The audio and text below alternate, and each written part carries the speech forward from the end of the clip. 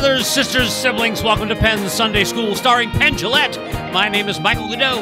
Matt Redrich, Penn and I are broadcasting from our separate homes in Las Vegas. This week we've got the great Gilbert Gottfried. And because someone thought that might not be enough, we've also got Piff the Magic Dragon. They are soon to be direct rivals on the TV show Tournament of Laughs. Here he is preaching love, Mr. Penn Gillette. Yeah, I am here to preach love, but I have nothing to say this week. Two of the most brilliant comedy people I know, and also two of my closest friends, two people that I love deeply, are on the show. And if they have enough success, I may have to choose between them. You don't have to choose. I don't ever? I'll choose for you. Okay. We know whose vote is I'm giving, you know. Thank you for allowing me to be here with now two of my heroes, not only you, Penn Gillette, but also you, Gilbert Gottfried. What an honor. Oh, thank you. So Gilbert, you're on the Tournament of Laughs. And you've gone through, what, 2 rounds successfully? I think so, yeah. I lost track. Now, it's hard to count to 2, Gilbert. Yeah. They say that really brilliant people can hold 7 abstract ideas in their head simultaneously, and you're having trouble with 2.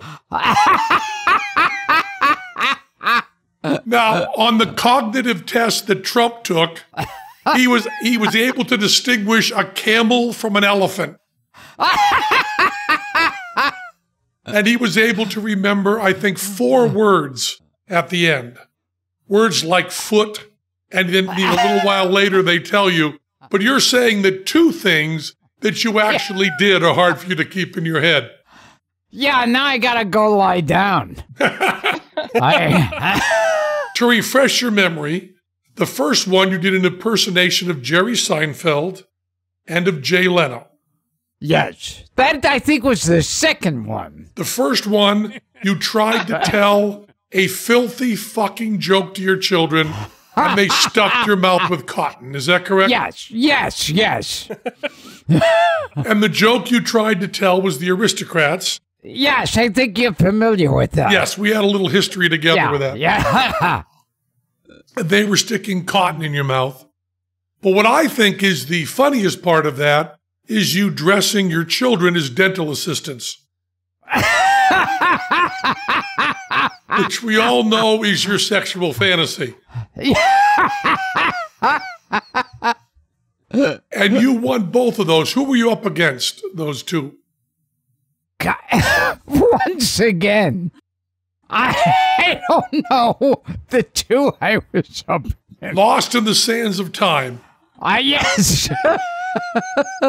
No way anyone could have that information. I can find out for you. Do you want to know? Yeah. No, we're going to go to you next, Piff. Piff, right. You've done 2. Yeah. And one of them was you trying to get a crowd in the street in front of the Flamingo. Is that right? Correct. And one of them was you vanishing the Statue of Liberty a la David Copperfield. Incorrect. Oh, it was the Eiffel Tower. Incorrect. It was the You're Twin still not Tower. going to be correct. No, your setup's wrong. What is I it? can tell you, one of them was me at home and ended with me shooting piffles out of a cannon. And then the second one was me going to the Flamingo. I wasn't able to get a crowd. And then in the same video doing a trick with David Copperfield. Although ironically, if I'd have gone one day later, there was a huge Black Lives Matter protest. So it would have been very easy to get a crowd. I just don't think they would have been that interested in what I was offering.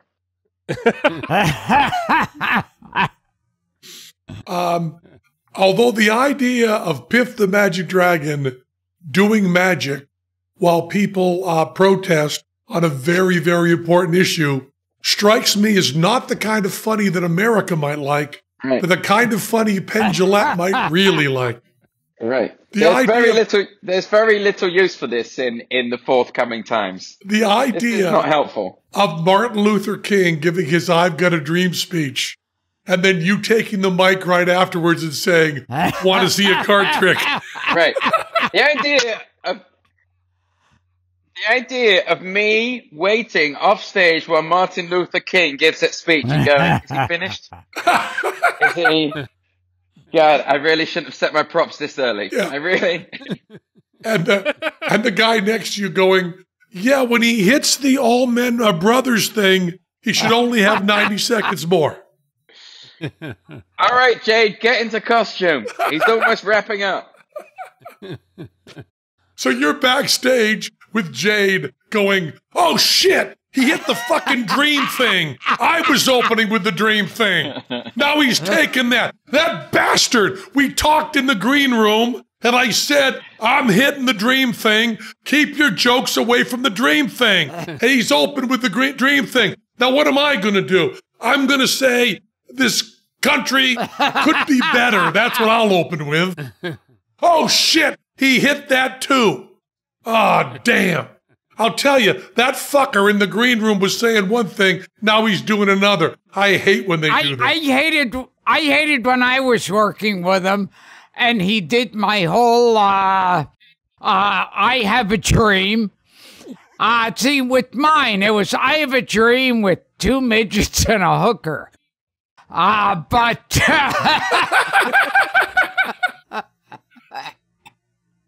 But so he basically took it and twisted it. That's all.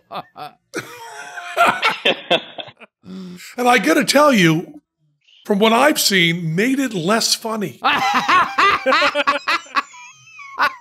mean, I've watched that speech maybe 20 times, and yeah. a smile, yes, but belly laugh, no. We all have bad nights. We all have bad nights. Because you know he came off stage and went, wow, didn't get even chuckling. Didn't get no even chuckling tonight. Don't worry, Martin. There's always tomorrow. And you're backstage going to Jade. Jesus, he just brought him down. I like the Yakov Smirnoff, I have a dream. In America, you have a dream. In Russia, dream has you. What a country. Now, Piff, I want to tell you, in the finals, you'll be going up against Gilbert doing a Yakov Smirnoff impersonation. Now listen, the finals voted for, I believe, by the comics. That's probably a trade secret, but so. Now, do you know the my favorite Miss America piece of information? Wow. This makes me laugh very much. Miss Congeniality, which was the one that the contestants liked the most, was the only category voted on by the fellow contestants. So they would vote, and they had to abolish it because 3 years in a row, every single person voted for herself. And the years where someone won, they won 2 against everybody else having 1, except one person having 0. One person. So when they tried Tournament of Tournament of Laughs? Yeah. When they try that for Miss Congeniality, you can bet your ass that Gilbert Gottfried will be voting for a certain G. Gottfried. I guess that's why they don't let the comics vote until the final round. Yeah. Miss Congeniality has to be the girl who voted for the other girl. The one with 0 has to be the winner. I would think so, but they didn't by get definition. that far. That should be the secret rule. No way. The girl with 0 definitely got screwed over, and the girl with 2 said, hey, let's vote for each other. Yes. And they're like, okay. And then she took the 2 votes. Diabolical thinking. Oof. Diabolical thinking. Some people play checkers. Other people play very fast checkers. So when it comes down to the final, Piff, you vote for Gilbert. Gilbert will vote for you, okay? The comedian's dilemma. Yeah. I follow the Penn school of show business, which means I plan to get to the finals and go down in flames. That's all, quite literally this time, because I'm going to set myself on fire next week. But is that for the final one? Yeah, if Gilbert and I get through tonight, if we make it to tonight, if we get through tonight, then we have to shoot our final pieces because we've already shot our round. It's very complicated. We've already shot our round 4 pieces as well. You know, Penn, because you are in my round 4 piece as a cowboy. I was. So we shoot those, and then if we get through tonight, we have to shoot our final pieces this week. And my final piece involves setting myself on fire, which I've learned from you how to do that, Penn. Well, yes, but you've learned from me that it's a very, very, very bad idea. Yeah, which is why I immediately said yes to it. Now, Gilbert, are you setting... I will be setting myself on fire, too. See, I had heard you were setting your children on fire. Yeah. Oh, yeah. I'd vote for that. I'm going to set my children on fire, and while they're burning to death, I'll be doing my Yakov Smirnoff imitation, going, in America, children burn to death. In Russia, death burn to children.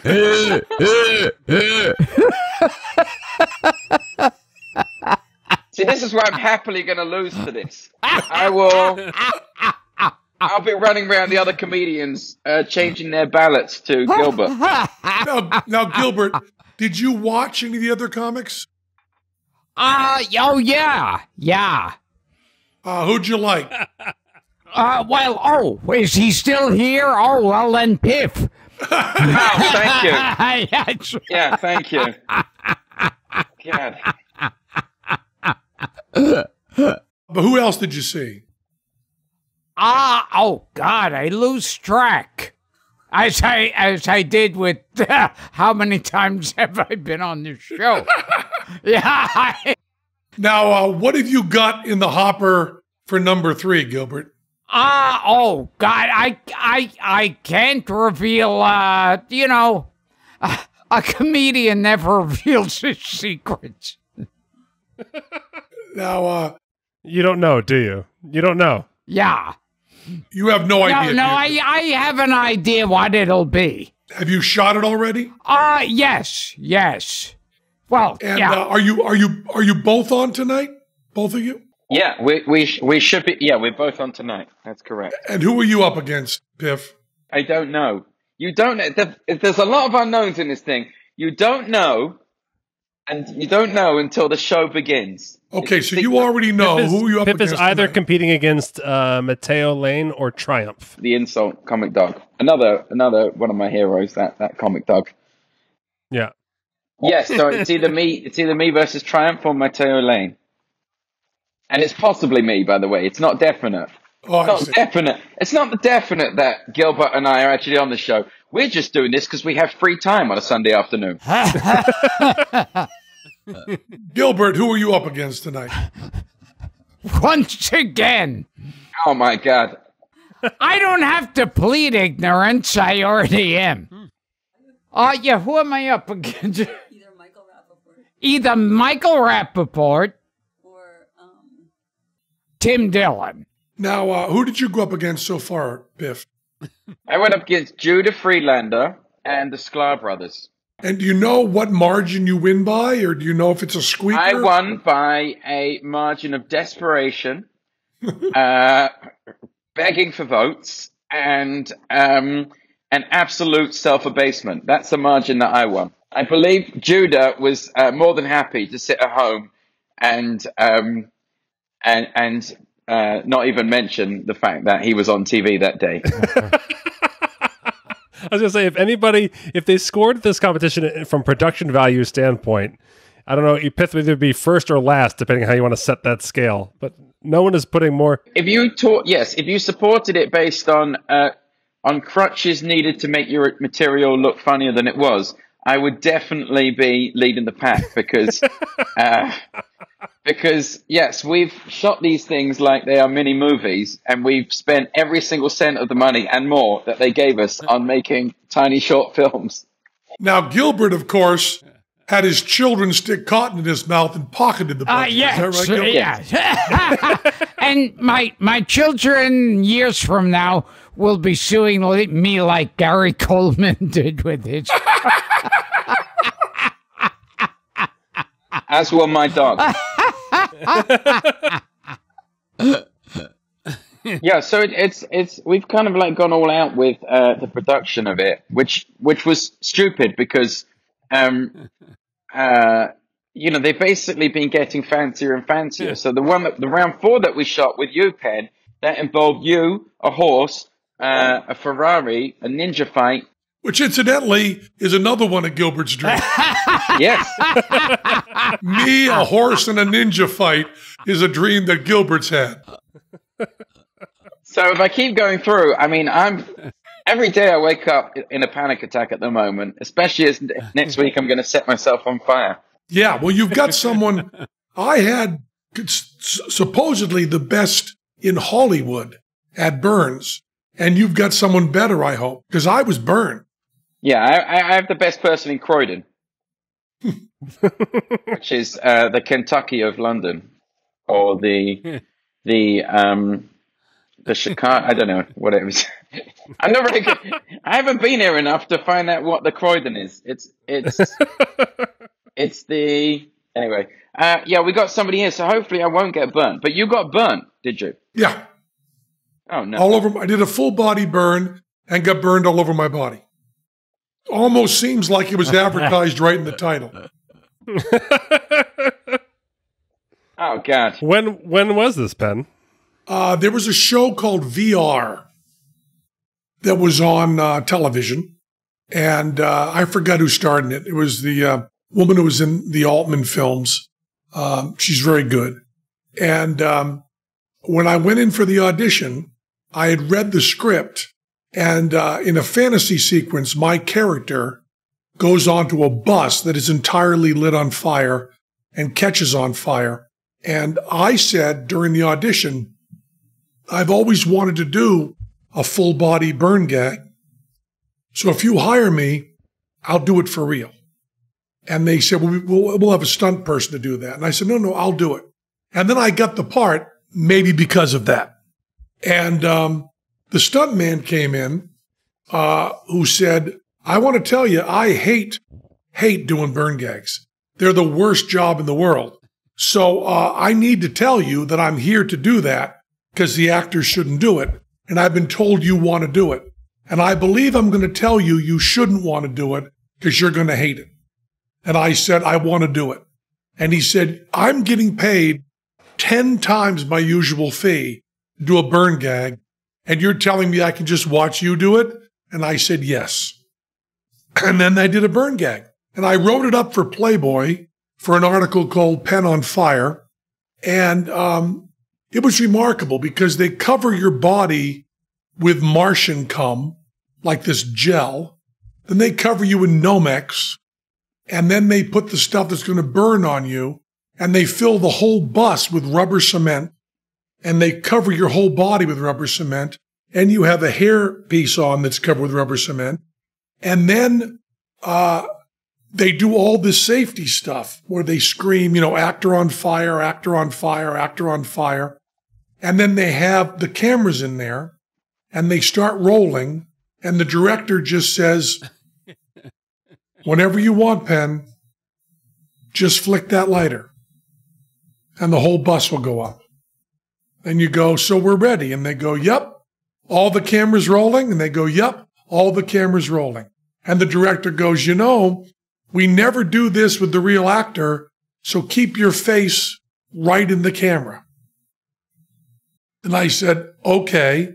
And then the stunt guy said, I'm going to count 5 seconds, and then we will put you out. And there's 5 guys with CO2 extinguishers pointed at me. And they say, we'll count to 5, and then we'll hit you, and we'll be in there. And you go, 5 seconds? Really? That's all we're going to do? And they go, yeah, it'll be plenty.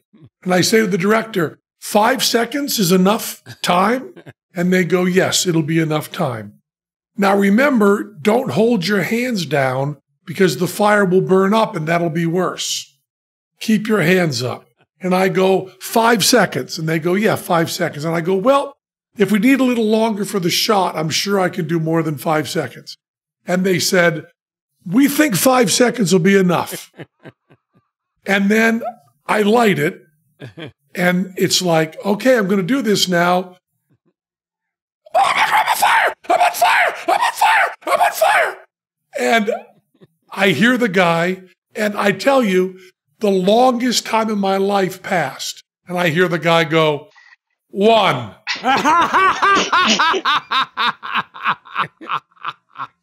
And I can't believe it. I'm going, and then this real long amount of time goes by, and he goes, 2.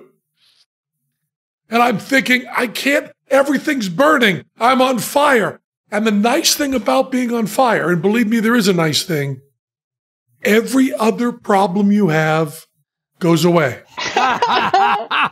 You know, the embarrassing thing you said earlier to the prop guy, gone.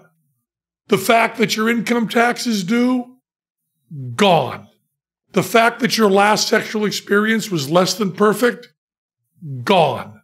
The fact that your career is at a low point and you're doing a 1-part burn gag in a television show, gone. There is nothing in your mind but I'm on fire. Nothing. And then he goes 3, and then he goes, okay, hit him. And then the fire extinguishers hit you, and then 5 men run in and say, lie down.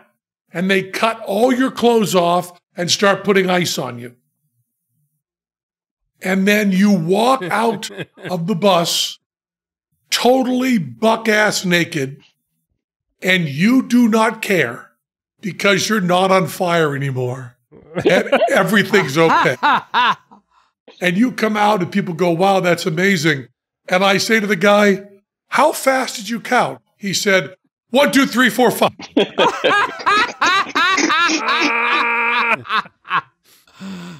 I say, really? He goes, I counted really, really fast. I said, really? He said, yes. 1, 2, 3, 4, 5. And they said, you could hear it on playback. And the playback is, poof, 1, 2, 3, 4, 5. Poof. Oh my God. I can't wait till Tuesday. I can't. Now I tell you, very much technology may have changed, and you also may not be doing a full body gag. Well, 2 things are working in my favor here.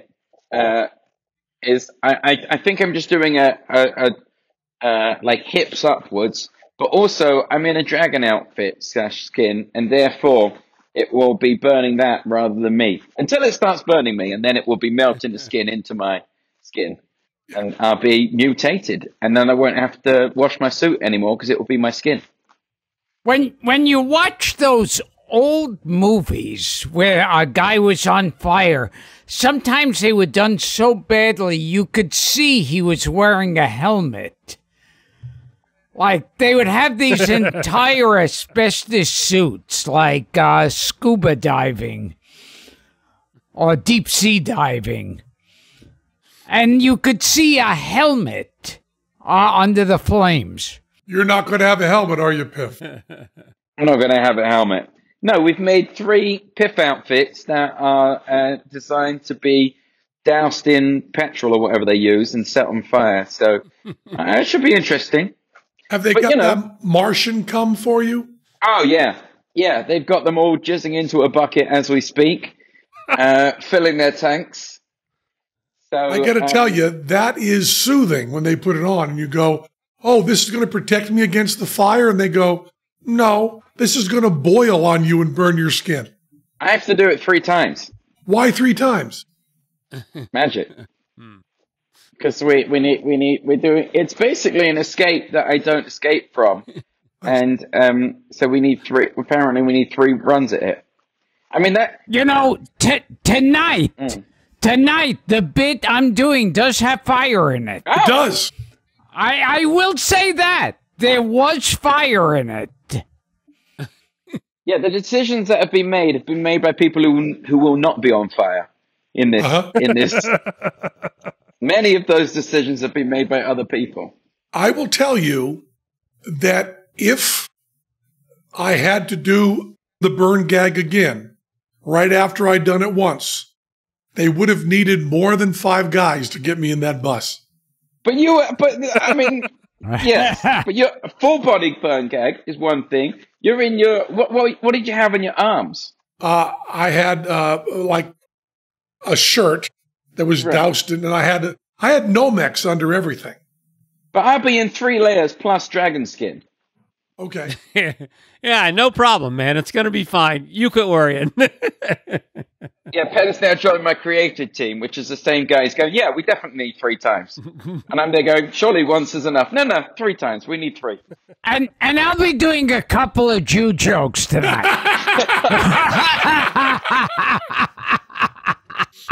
It's equally exciting as burning to death. I'll be doing some Jew jokes. Maybe I'll throw in a blowjob one.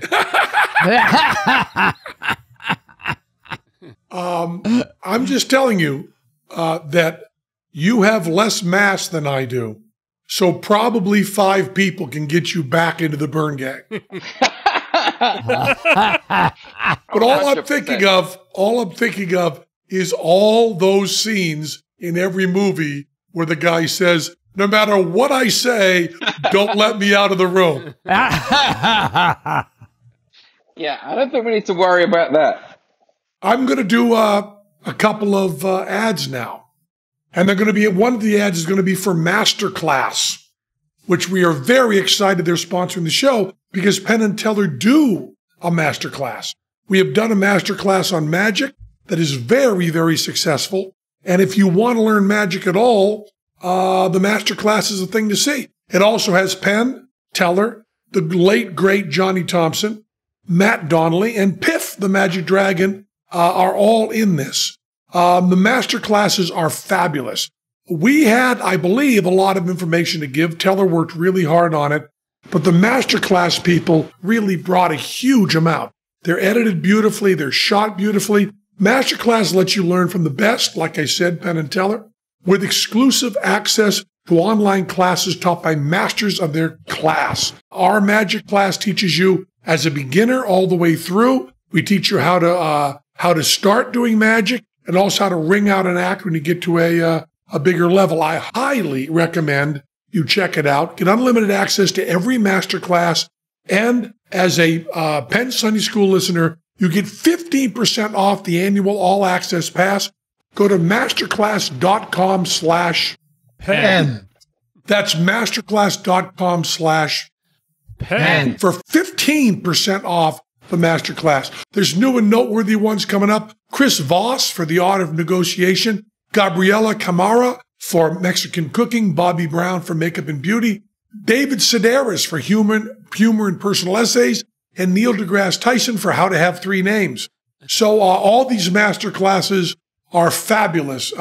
It's an app accessible on your phone, web, or Apple TV that offers class on a wide variety of topics, all taught by world-class masters at the top of their fields. Each class is broken down into individual video lessons and downloadable materials, all of which users can explore at their own pace. Hundreds of video lessons from 75 plus of today's most brilliant minds are available today, anytime, anywhere, on iOS, Android, desktop, Apple TV, and Amazon Fire TV. All Access Pass is $180 a year. Single classes are $90. You're going to want to go with the whole thing. That's masterclass.com/Penn. Masterclass.com/Penn. Check it out. They really do a beautiful job.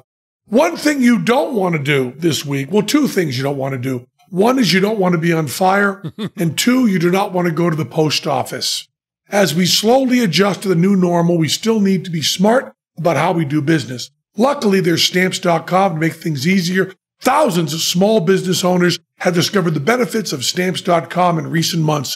They've been able to keep their businesses running and avoid the crowds at the post office, all from their own computers. With Stamps.com, you can print postage on demand and avoid going to the post office, and you'll save money with discounted rates you can't even get at the post office. Stamps.com also offers UPS services with discounts up to 62% and no residential surcharges, which if you ever use UPS is a very big deal. Stamps.com is a longtime supporter of this show and the show before this. We've used their services since 2012. It's so convenient. We use it for everything.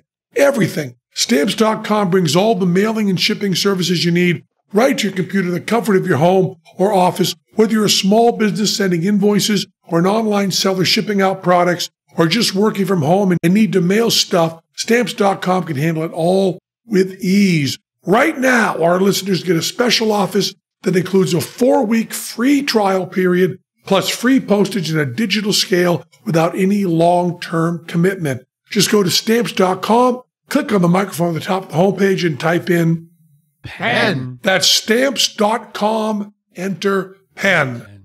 Now, Gilbert, what would it take you to do a full burn gag? More than Tournament of Laughs? They could give me like a free T-shirt. If I knew I could get something for free, like a free T-shirt and a large pack of sugar-free gum. Okay, what are you doing Tuesday night? Because I'll cover that. I will cover that and a plane ticket. We're about the same height. Great. See you then. People will be watching it. Is that a stunt person? No, that's Gilbert. He got a free T-shirt. And the gum. Don't forget the gum. Half a gallon of aloe vera. Sugar-free gum's important to you, Gilbert? Oh, yes.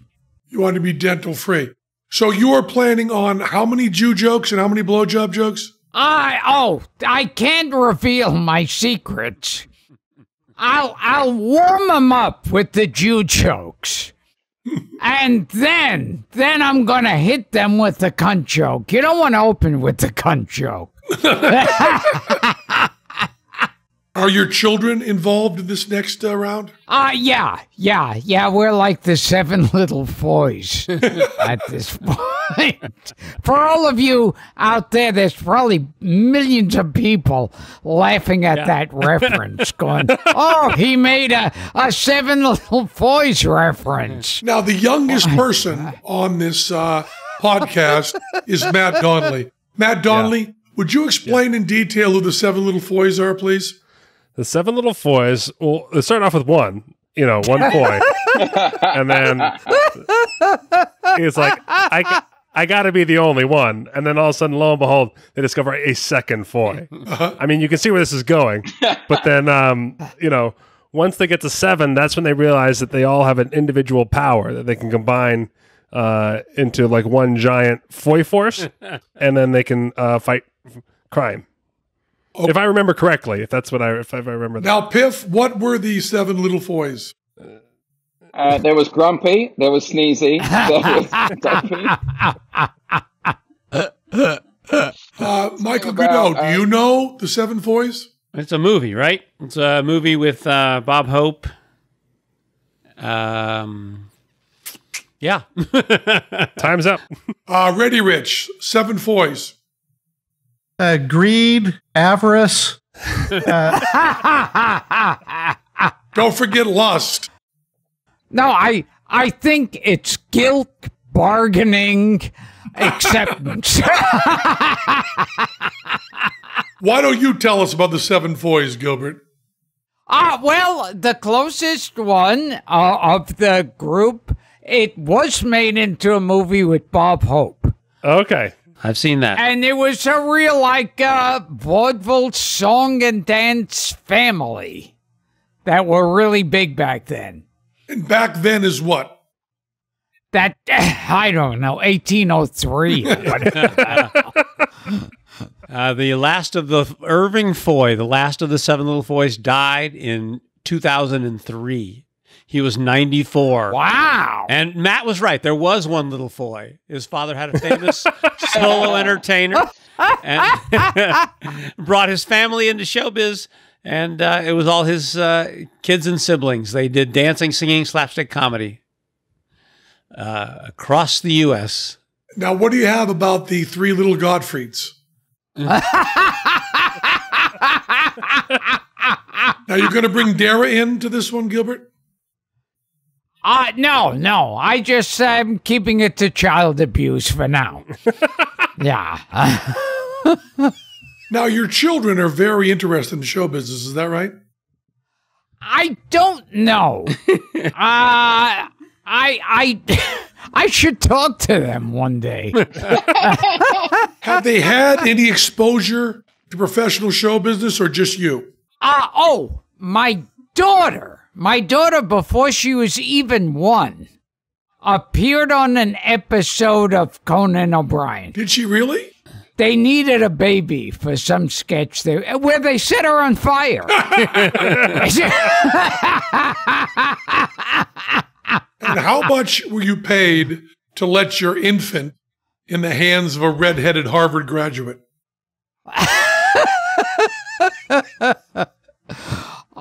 Yeah, you got some kind of scale payment. And a T-shirt. Yes. Is that the only professional work your children have done? One of them... Do you remember which one? Yeah. I know I wrote their names down on my arm. One of them appeared in a movie as me as a kid. It's a movie no one will ever see. But it was some low-budget movie, and they needed me where I turn into a kid. So my son, they dyed his hair black, and that was that. He played you. Did he do? Yeah. Did he do the voice? I didn't hear it with sound. What does that mean? Weren't you there?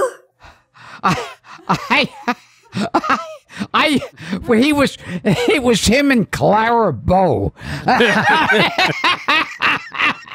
Were you in the room with your son? Yes. When he and they were playing organ music.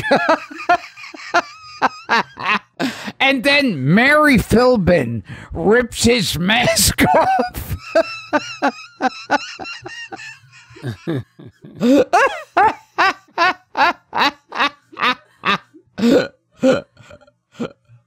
It sounds to me like you did not watch your son act as the young version of you. No. Was Dara there, or did you just send him off alone? She was there. She was actually Dara, there. are you listening now? Yes, he did Gilbert's voice. He did. Did he do a good job? Spot on. Now, Does he do it now? Yes. And he's actually in one of our bits doing that. now was Okay. Gilbert not there when shooting this movie, Dara? Correct. Where was Gilbert? Lost. Yes. I was at home watching a particularly good episode of Two Broke Girls. The important episode. Now, Dara, did you bring your infant Lily to the Conan O'Brien studios? Yes. Was Gilbert there? No. What were you doing that night, Gilbert? Oh, do you want? Oh, I actually, if I know what I'm talking about, which I probably don't, I think I was doing a skit on Jay Leno. So there were two Gottfrieds on two different chat shows? Yes, competing. Were you playing Osama bin Laden or Hitler?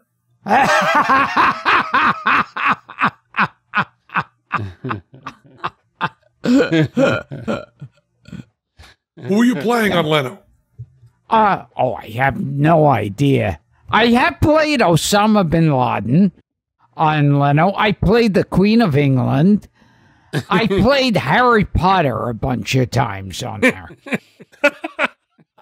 And have you played Hitler outside of your own bedroom? I played Hitler on Jeff Ross's, it was Jeff Ross Historical Roast. Yeah. Right. And it was Hitler roasting Anne Frank. Once they assured me it would be tasteful, I said yes.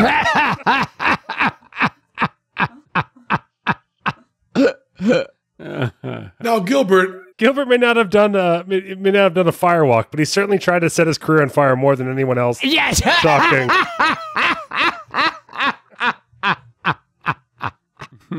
Now, Gilbert, during the lockdown, what else are you doing besides Tournament of Laughs? I've been sending out messages to vote for me. That's basically it. I've done it. It's funny being on a competition show. It means like all these years, and now I'm on Ed McMahon Star Search.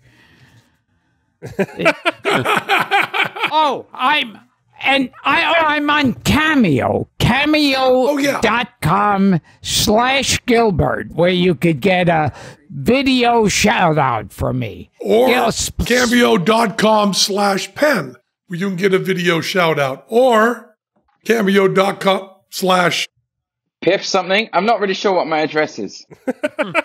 I find Cameo very difficult. I said mine one wrong. It's Cameo.com/Gilbert Gottfried. I forgot my last name. That's what's fucked me up over the years. Or if you want to get a good cameo from Gilbert, you go to Cameo.com/Penn, and that'll funnel you right to where you want to be. I'm struggling on Cameo. This guy said to me, he said, hey, it's my kids' birthdays. They're like 5 and 8. Could you like make a video and like shout at them and like tell them to do some homework? And it would be really great if you could throw in some English curse words. So I was like, yeah, no problem. You're paying me whatever it is, a t-shirt and a packet of gum. I'll do it. I shot this video. I said some of the more polite English curse words in this video, sent it off to him. He immediately one-starred me and said, why would you say such hurtful things? I guess Americans find it very difficult to deal with English curse words. Yeah. What English curse words did you choose? Dicks. I called them a bunch of dicks. That's not English. But when you say it like I do, it sounds very English. I got in similar trouble. Because, I was born and raised in England. You could tell from my accent. I had this woman tell me, her son has seen The Aristocrats 500 times. Could I do a funny thing for the son? So I say to the son, whatever his name is, Dan, I say, Dan, I'm going to hold you down and fuck you in the ass and come all over your face. And she was extremely offended by this. And then I reread her letter, and it said, my son has seen The Aristocat.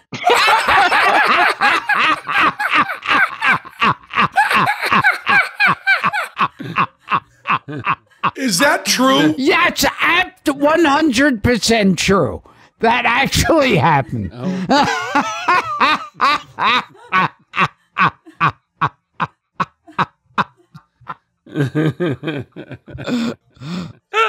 When The Aristocrat, which for those who don't know, The Aristocrats is a movie I made about 20 years ago that has 100 comics telling the dirtiest jokes they can.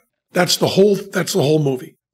And that's all it is. It's talking heads telling filthy, filthy, filthy jokes. If you want to talk about it conceptually, it's comparing Gilbert Gottfried to Miles Davis in terms of improvisation. That was the original idea of the movie. But it's filthy. Every word of it. Every word of it is filthy. It starts with George Carlin and gets worse from there. And we were told that a grandmother brought her 2 grandchildren to the movie in San Diego in a theater and came out a half hour into it and said to the manager, we don't think this is The Aristocats, the Disney animated movie. They weren't particularly offended. They just thought it was a different movie. And what I said to the manager was, a half hour? Half hour? I mean, how do you possibly? I mean, I'm not talking about the content. I'm talking about the fact that it's not animated. No, but look at Mary Poppins. You're 45 minutes into that, suddenly some animated penguins come along. Well, that's true. Wait for it, kids. Wait for it. In the Aristocrats, it's true that South Park does have an animated hunk in it. You're right. Right. So at that point, she goes, "Oh no, this is the wrong movie. These aren't cats." On the Disney Channel, this is also true. On the Disney Channel, they actually printed it there in their schedule. They said the Aristocrats. So, you know someone got fired over at Disney. They didn't want you because you were too Borscht Belt, right? Yes. Someone at Disney said, Gilbert Gottfried, he's kind of Borscht Belt, isn't he? Like, it was either that or he's sort of money lenderish. Gilbert Gottfried, he's kind of Christ killer, isn't he?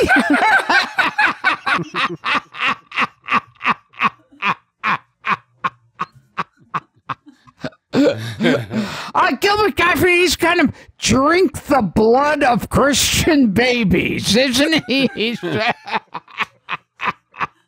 Gilbert Gottfried, a little bit oven dodger for our taste. I played for the Oven Dodgers. That's the new name of the Washington Redskins, isn't it? It's less offensive.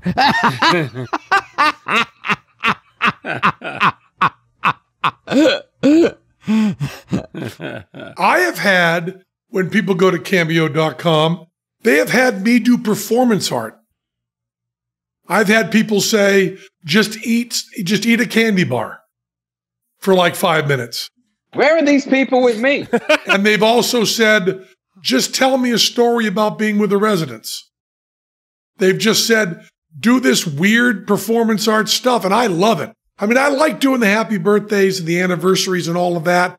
When it gets performance art, I just adore it. It's great. So it's so weird. Someone says, and I was thinking, I might do that. I'm going to look through the list of the cameos that are available and just go. Cameo.com/Piff the Magic Dragon. Feel free. I will be your personal OnlyFans, Penn. Personal what? OnlyFans. You know what this is? No. OnlyFans is like Cameo for adult performers. Oh, really? And what's it called? OnlyFans. Only? Fan. OnlyFans.com. Fens? /Piff the Magic Dragon. Fan hates the word fans so much that he's not hearing it when we say Oh, only fans? FANS. Yeah. Fanatics. Oh, yeah. And if you go to cameo.com/Gilbert Gottfried, I'll butter a piece of bread for you. You'll also do any sex act they want. Is that correct? Yes. Which goes back to my kids now. In Russia, sex act be you.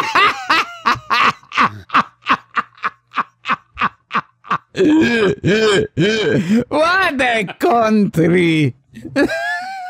Does Yakov Smirnoff still have his own theater in Branson? I believe he does. We can check that. Have you ever? In America, you have theater. In Russia, theater has you. I'm going to, we're going to do another show of this. But and it is only marginally easier to get us to do this than to get me to do another burn gag. But we will be back Wednesday with more of Gilbert Gottfried, Piff the Magic Dragon, and that was Penn Sunday School. That was Penn Sunday School. Cha-cha-cha. And to our listening ears, You become naked. nature sang and round us rang the music of the spheres. So I want to make sure, when you look back on this, Reddy, there was nothing that could be considered offensive to anybody, right? Because I'm looking for a Disney deal. Disney's talking to me about doing my podcast. Am I all straight on that?